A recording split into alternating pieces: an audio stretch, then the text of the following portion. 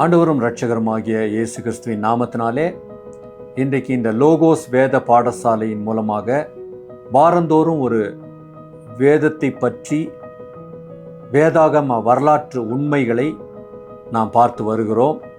இது உங்களுக்கு பெரிய ஆசீர்வாதமாக அமையும் என்று நாங்கள் நம்புகிறோம். வேதம் எப்படி எழுதப்பட்டது என்று நாம் பார்க்கிறோம். அந்த தலைப்பில் நாம் இன்றைக்கு சில காரியங்களை நாம் பார்க்கலாம். இப்பொழுது பார்த்தோம் என்றால் வகை வகையான பேனாக்கள், வகை வகையான எழுதும் பொருட்கள் எல்லாம் வந்திருக்குது. இப்போ அதையும் தாண்டி பலவிதமான முன்னேற்றங்கள் இந்த அச்சிலும் சரி, நாம் இன்னுமா நம்மளோட இந்த பிரிண்டிங் சம்பந்தமான விஷயங்களை நம்ம பார்க்கிறோம். ஆனால் முதலாக எழுத்து என்பது அது எப்படி எதில் எழுதினார்கள் என்று நாம் ஒவ்வொரு காரியமாக அதை நாம் தெரிந்து கொண்டால், அதன் மூலமாக எப்படி வேதாகமம் அதில் எழுதப்பட்டது, ஒவ்வொரு பிரதிகளாக எதில் எழுதினார்கள் என்று நாம் தெரிந்து கொண்டால் அது நமக்கு ஒரு பெரிய ஒரு நன்மையாக இருக்கும் என்று நான் நம்புகிறேன். அப்படி பார்க்கும்போது இந்த வேதாகம காரியங்களை, சத்தியங்களை அந்த நாட்களிலே எப்படி எழுதினாங்க அப்படின்னா, முதலாவது பப்பாயரைஸ் என்று சொல்லக்கூடிய ஒன்றில் அவர்கள் எழுதினார்கள். இந்த பப்பாயரைஸ் அப்படின்னா என்ன அப்படின்னு கேட்டிங்கன்னா, அது சிரியா மற்றும் எகிப்து தேசத்தில் ஒரு நீர் நிறைந்த பகுதிகளில் வளருகிற ஒரு கோரை புல் மாதிரி இருக்கும். இதை எடுத்து அதையெல்லாம் சேர்த்து அதை வெயிலில் காய வைத்து அப்படியாக ஒரு பேப்பர் மாதிரி ஒரு பெரிய ஓலை சுருள் மாதிரி அப்படி பண்ணுவாங்க. அதுலேருந்து வந்தது தான் பப்பாயரைஸ்.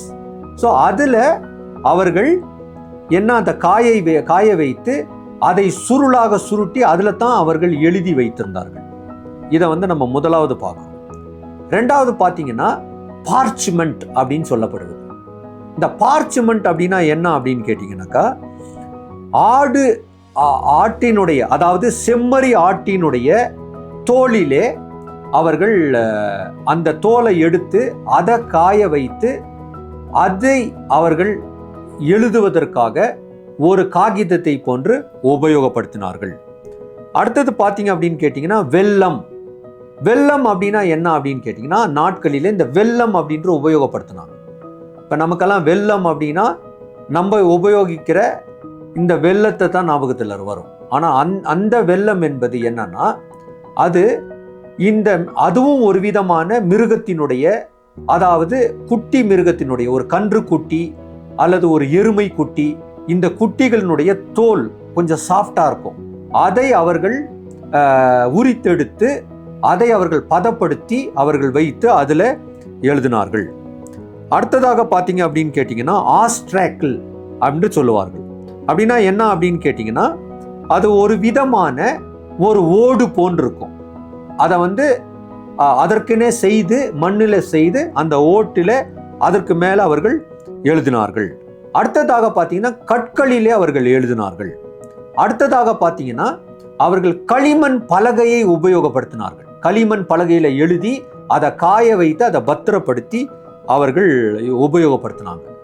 அடுத்ததாக பார்த்தீங்கன்னா மெழுகு, வேக்ஸ் டேப்லெட்ஸ், மெழுகினால ஆன பலகையை உபயோகப்படுத்தி அதில் ஒரு இரும்பு ஆணியையோ அல்லது வேறு எதையாவது ஒரு பொருளையோ கொண்டு, கூறிய பொருளை கொண்டு அவர்கள் எழுதி அதை அவர்கள் பத்திரப்படுத்தினார்கள். இப்படித்தான் அந்நாட்களிலே வேத வசனங்களை, தீர்க்க தரிசனங்களை, திருச்சட்டங்களை அவர்கள் ஒன்றன் பின் ஒன்றாக எழுதி அவர்கள் பத்திரப்படுத்தி, அப்படியாக அதிலிருந்து வந்தது தான் வேதாகமத்தை.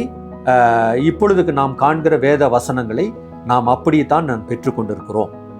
அடுத்ததாக அவர்கள் எப்படி அவர்கள் எழுதினார்கள் என்றால் உன்ஷியல் ரைட்டிங் அப்படின்னு சொல்லுவாங்க. அன்ஷியல் ரைட்டிங் அப்படின்னா என்னன்னாக்கா, இப்போ நம்ம ஆங்கிலத்திலையும் எழுதுகிற மாதிரி கேபிட்டல் லெட்டர்ஸில் அவர்கள் எழுதினார்கள். இந்த கேபிட்டல் லெட்டர்ஸில் எழுதப்படுவது உன்ஷியல் ரைட்டிங். அதில் அவர்கள் பெரிய பெரிய எழுத்துக்களாக எழுதி அவர்கள் பத்திரப்படுத்தினார்கள். அடுத்தது மினிஸ்டூல் ரைட்டிங் மினிஸ்கியூல்னா நம்ம வந்து ஸ்மால் லெட்டர்ஸ் யூஸ் பண்ணுவோம். இப்போ இங்கிலீஷ்லலாம் பார்த்தீங்கன்னா ஏபிசிடி இந்த ஸ்லாண்டிங் லெட்டர்லாம் உபயோகப்படுத்துவோம், ஸ்மால் லெட்டர் யூஸ் பண்ணுவோம்.